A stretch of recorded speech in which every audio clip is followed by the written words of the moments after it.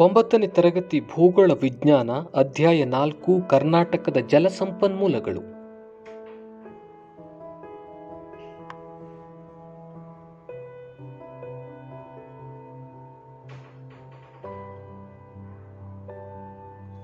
ಅಭ್ಯಾಸಗಳು. ಮೊದಲನೇ ಮೇನ್ ಬಿಟ್ಟಿರುವ ಸ್ಥಳಗಳನ್ನು ಸೂಕ್ತ ಪದಗಳಿಂದ ಭರ್ತಿ ಮಾಡಿರಿ. ಮೊದಲನೇದು, ಕಾವೇರಿ ನದಿಯು ಕೊಡಗು ಜಿಲ್ಲೆಯ ಡ್ಯಾಶ್ ಎಂಬಲ್ಲಿ ಉಗಮ ಹೊಂದುತ್ತದೆ. ಉತ್ತರ ತಲಕಾವೇರಿ. ಎರಡನೆಯದು, ಪ್ರಸಿದ್ಧ ಜೋಗ್ ಜಲಪಾತ ಡ್ಯಾಶ್ ನದಿಯಿಂದ ಸೃಷ್ಟಿಯಾಗಿದೆ. ಉತ್ತರ ಶರಾವತಿ.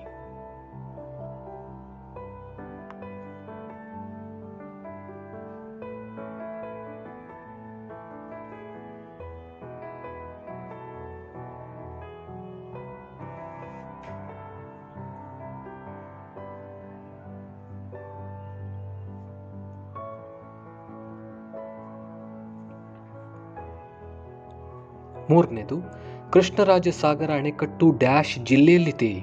ಉತ್ತರ ಮೈಸೂರು. ನಾಲ್ಕನೇದು, ಕರ್ನಾಟಕದ ಮೊದಲ ಜಲವಿದ್ಯುತ್ ಉತ್ಪಾದನಾ ಕೇಂದ್ರ ಡ್ಯಾಶ್. ಉತ್ತರ ಶಿವನಸಮುದ್ರ. ಐದನೇದು, ಆಲಮಟ್ಟಿ ಅಣೆಕಟ್ಟೆಯನ್ನು ಡ್ಯಾಶ್ ನದಿಗೆ ನಿರ್ಮಿಸಲಾಗಿದೆ. ಉತ್ತರ ಕೃಷ್ಣ.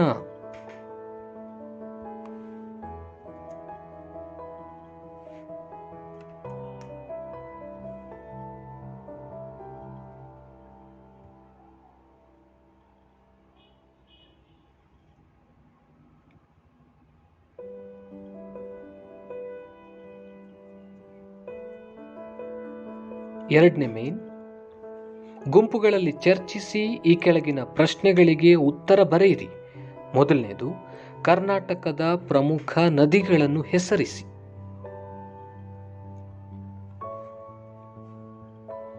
ಉತ್ತರ ಪೂರ್ವಾಭಿಮುಖವಾಗಿ ಹರಿಯುವ ನದಿಗಳು ಕೃಷ್ಣ, ಕಾವೇರಿ, ಪೆನ್ನಾರ್ ಮತ್ತು ಪಾಲರ್. ಪಶ್ಚಿಮಾಭಿಮುಖವಾಗಿ ಹರಿಯುವ ನದಿಗಳು ಶರಾವತಿ, ಕಾಳಿ, ಗಂಗಾವಳಿ ಅಥವಾ ಬೇಡ್ತಿ, ನೇತ್ರಾವತಿ, ವರಾಹಿ, ಅಘನಾಶಿನಿ. ಇವೆಲ್ಲವುಗಳು ಕರ್ನಾಟಕದ ಪ್ರಮುಖ ನದಿಗಳು.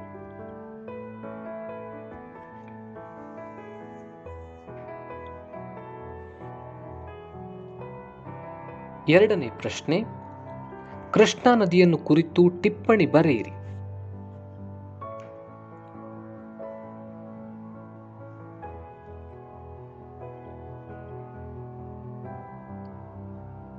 ಉತ್ತರ, ಕೃಷ್ಣಾ ನದಿ ದಕ್ಷಿಣ ಭಾರತದ ಎರಡನೇ ಮುಖ್ಯ ನದಿ.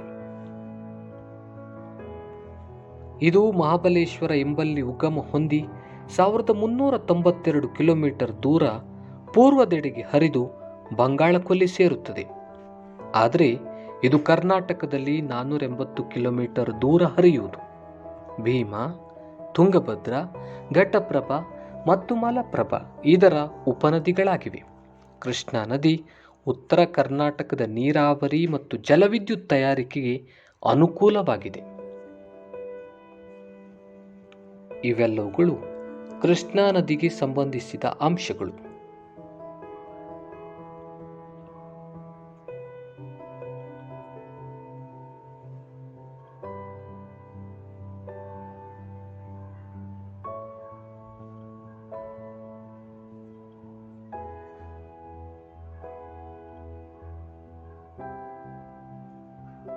ಮೂರನೇ ಪ್ರಶ್ನೆ, ಕಾವೇರಿ ನದಿಯ ಉಪನದಿಗಳು ಯಾವುವು? ಕಾವೇರಿ ನದಿಯ ಉಪನದಿಗಳೆಂದರೆ ಹೇಮಾವತಿ, ಹಾರಂಗಿ, ಲೋಕಪಾವನಿ, ಅರ್ಕಾವತಿ, ಶಿಂಷಾ, ಲಕ್ಷ್ಮಣತೀರ್ಥ, ಕಪಿಲೆ ಮತ್ತು ಸುವರ್ಣಾವತಿ. ಇವೆಲ್ಲವುಗಳು ಕಾವೇರಿ ನದಿಯ ಉಪನದಿಗಳು.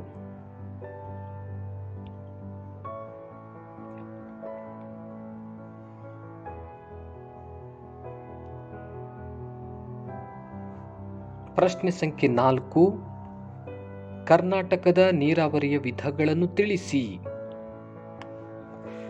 ಕರ್ನಾಟಕದ ನೀರಾವರಿಯ ವಿಧಗಳೆಂದರೆ ಮೊದಲನೇದು ಬಾವಿ ನೀರಾವರಿ, ಎರಡನೇದು ಕಾಲುವೆ ನೀರಾವರಿ, ಮೂರನೇದು ಕೆರೆ ನೀರಾವರಿ. ಇವುಗಳು ಕರ್ನಾಟಕದ ನೀರಾವರಿಯ ವಿಧಗಳು.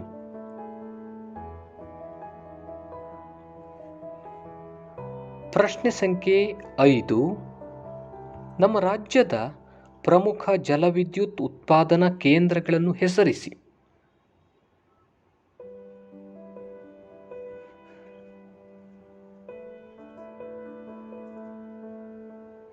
ನಮ್ಮ ರಾಜ್ಯದ ಪ್ರಮುಖ ಜಲವಿದ್ಯುತ್ ಉತ್ಪಾದನಾ ಕೇಂದ್ರಗಳೆಂದರೆ ಶಿವನಸಮುದ್ರ, ಶಿಂಷಾ, ಕಾವೇರಿ ನದಿ. ಮಹಾತ್ಮ ಗಾಂಧಿ ಜಲವಿದ್ಯುತ್ ಕೇಂದ್ರ, ಶರಾವತಿ ನದಿ. ಸೂಪ, ನಾಗಜರಿ, ಕದ್ರಾ ಮತ್ತು ಕೊಡಸಳ್ಳಿ, ಕಾಳಿ ನದಿ.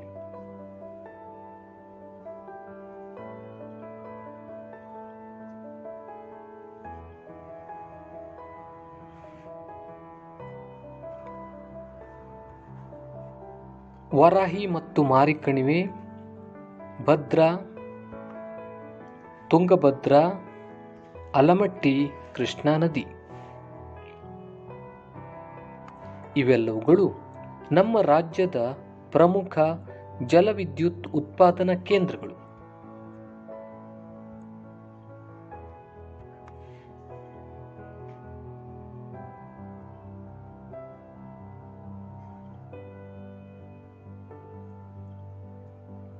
ಪ್ರಶ್ನೆ ಸಂಖ್ಯೆ 6. ನದಿಗಳು ರಾಜ್ಯಗಳ ನಡುವೆ ಹೇಗೆ ಸಾಮರಸ್ಯ ಬೆಳೆಸುತ್ತವೆ?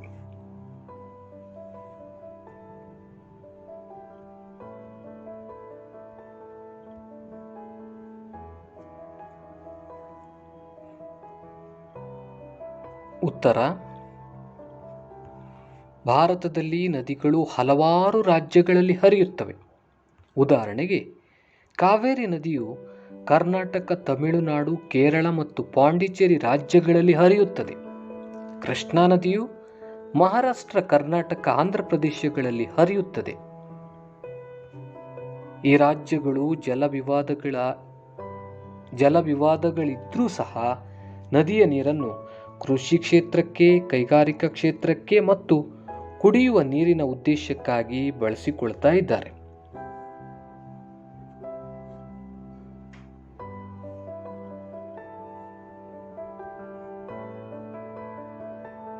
ಹೀಗೆ ನದಿಗಳು ರಾಜ್ಯಗಳ ನಡುವೆ ಸಾಮರಸ್ಯವನ್ನು ಬೆಳೆಸುತ್ತವೆ.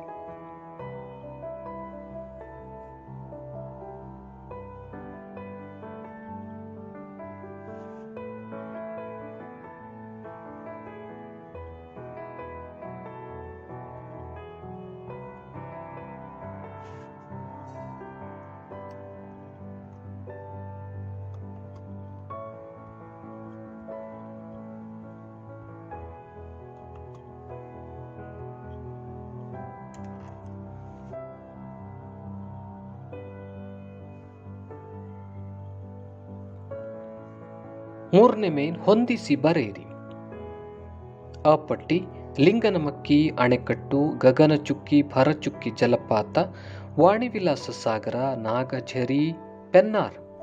ಆ ಪಟ್ಟಿ: ಜಲವಿದ್ಯುತ್ ಯೋಜನೆ, ನದಿ, ಕಾಳಿ ನದಿ, ಕಾವೇರಿ ನದಿ, ಶರಾವತಿ ನದಿ, ಮಾರಿಕಣಿವೆ.